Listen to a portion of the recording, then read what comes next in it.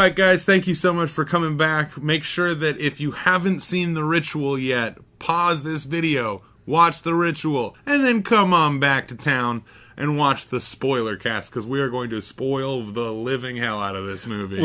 I thought the way this movie started was really good. It's got all the friends in the pub talking about what they're going to do for their yearly ritual.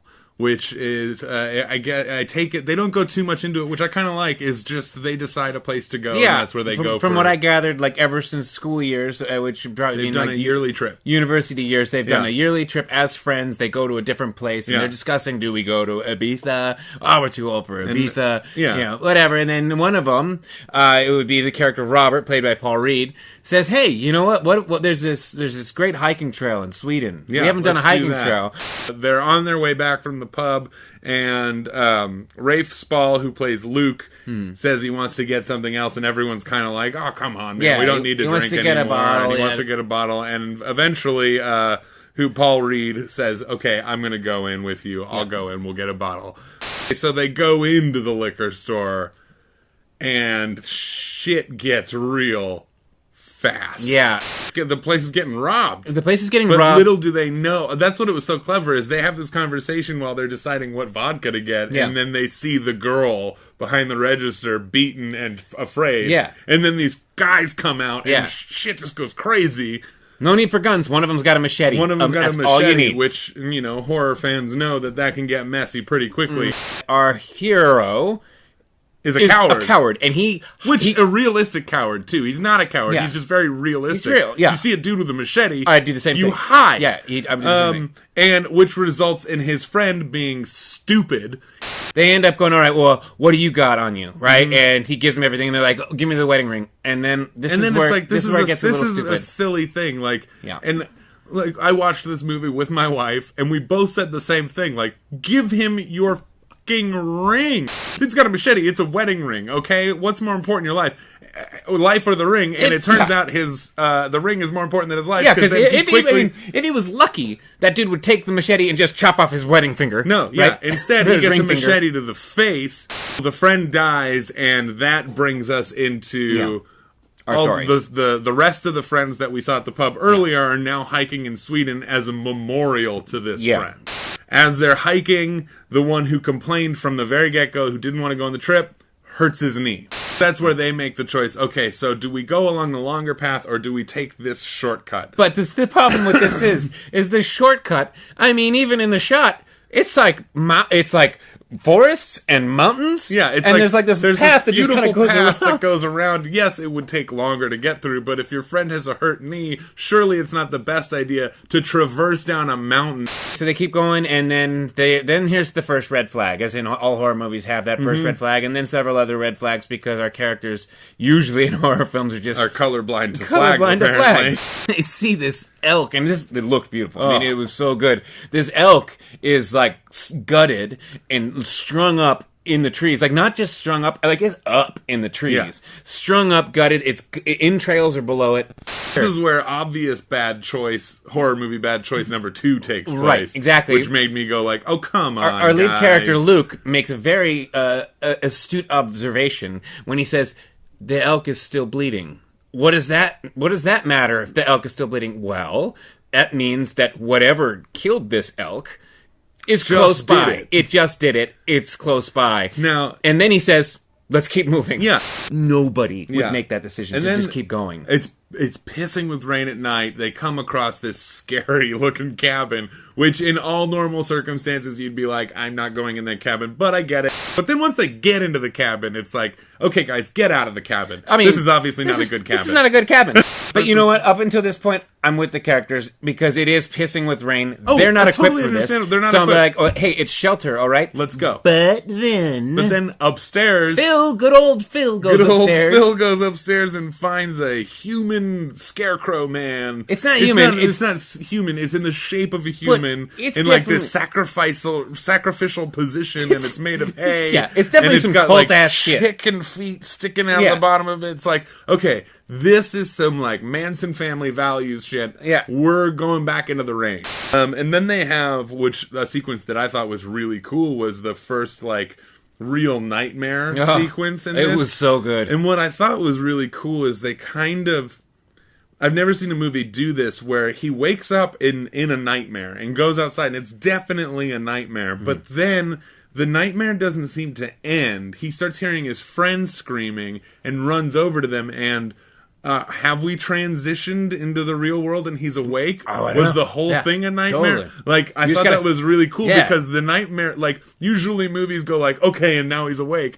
This portion didn't do that. Snap awake thing doesn't happen. They didn't do that in this, so you're like, wait, so what's going on? And all of them are having these scary nightmares. One of his buddy pisses himself. One dude's like naked, praying to the upstairs, and the other guy hurt his leg. He's like just screaming his wife's name, and his legs all like inflamed and gross. Everybody saw something in their dreams, and we don't know about it yet. And of course, they argue about what that was. Like, no, it was just bad dreams. You know, like they were in a freaky cabin. Yeah. Some dude heard a scary noise. Like we were all feeding into it. You know, like and then it gets worse. They end up getting lost, very a la Blair Witch, almost like that sequence in Blair Witch where they come across the log that they crossed earlier, and you're like, no, we can't get out of these woods. Still, they decide to keep moving on. Still, they decide to keep going. Now all of a sudden when they get out, there's a new path. Oh yeah, and they're like, let's just take the path. Yeah, the dude who was like the most adamant about not going,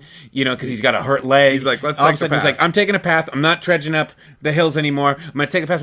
Dude, that path wasn't there when we got here yesterday. Like Maybe we Evil should Dead 2 type stuff. Man. This is a haunted path, man. Yeah, you're trading the creepy cabin for the creepy path. They have to spend another night. They can't get out of the woods. They're lost. Yeah, because no brainer. The shortcut was a bad idea. Yeah, they take the path, so they have to, and then they have to sleep in their tents again. And this shit starts getting scary. Yeah. I loved the effect they did when our main character looks out of the tent and his friend's tent is just pulled off into the dark. This is another thing that we need to talk about that really made me angry, because this is in the writing. Everyone kind of treats Rafe's character Luke differently, and we find out it's because they blame him for Paul's death in the beginning. And what kind of people, like in this situation, two people go in, you're waiting for your friends to get out, one of them dies in a robbery, the other one survives because he hid, and you call him guilty for doing that? Yeah, it totally threw me out of the film, too. Like, it just makes you an unsympathetic asshole character. Yeah. Rafe's character snaps, and he's Luke. Like, I'm not, don't you dare call me guilty for that. They get into the fight, and that's kind of what separates the characters. Fast forwarding a bit, after the tent gets pulled away, I believe it's Hutch's character, Robert James Collier. Yes. Or Collier, who he's kind of the Josh of the Blair Witch Project. He goes missing, they can't find him, and then they end up finding him fucking splayed open. He's the new elk. The tree. He's the new elk, which I thought that was really well done. Yeah, it was good. Props to the special effects people there. Then we actually get to see the monster. And I thought that this monster was absolutely fantastic. Oh my god, yeah. I mean, and they cheated us, and then finally when we do see it, I mean, it's like, okay, this is whoa. It's a really original monster. We've got two characters. Yeah, we got Luke and we got Dom with the bad leg, and it's not looking good for them because the monster's definitely hunting them, and Luke he refuses to let another friend die at this point. Even if he's kind of an asshole friend. Even if he is kind of him for that other guy's death. Right. They end up getting knocked out by these secret characters. And then when they come to, cult people. We realize they're these strange cult people who live in the woods. I just wish that there would have been a little bit more of the lore of this area, because the beast itself is so crazy to look at, and these people, obviously this has been going on for a long time. They revere it as a god. And they even say that the reason they're doing it is because they're terrified of him, but also he does, in return for the sacrifices, give them a longer life, which we find out is in this like crazy comatose state. Shout out to our friends Josh and Sierra Russell from Russell Effects.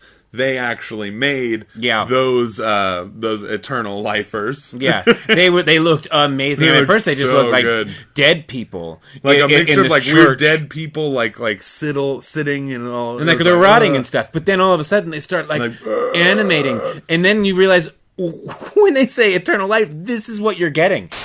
I liked the fact that, and I usually 100% would be with you. I like proper setup, but in this case, if they just had like even a harbinger at one point, not someone to be like, "Don't go down that road, you're gonna die." I mean that would be the only kind of harbinger you could have, because I liked the fact that we as the audience are literally in the same hiking boots with these characters. They don't know what's going on, and we don't know what's going on.